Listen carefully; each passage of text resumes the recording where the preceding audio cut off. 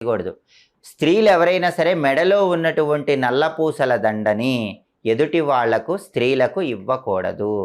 వాళ్ళ నల్లపూసల గొలుసు వాళ్ళే ధరించాలి. కాబట్టి కుంకుమ భరిణ, కాటుక పెట్టుకునేటటువంటి భరిణ, గాజులు, పువ్వులు, నల్లపూసలు ఈ 5 మాత్రం ప్రతి స్త్రీ తన వరకు ప్రత్యేకంగా ఉంచుకోవాలి. లేకపోతే లక్ష్మీ కటాక్షం తగ్గిపోతుంది.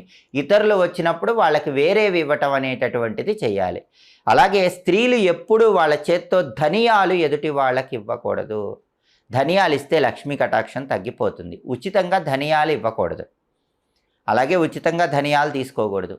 ఉప్పు కూడా ఉచితంగా ఇవ్వకూడదు. ఎదుటి వాళ్ళకి ఎవరైనా ఆడవాళ్ళు వస్తే వాళ్ళకి ఉప్పు కానీ, దూది కానీ, ఒత్తులు కానీ ఉచితంగా ఇచ్చినట్లయితే లక్ష్మీ కటాక్షం తగ్గిపోతుంది.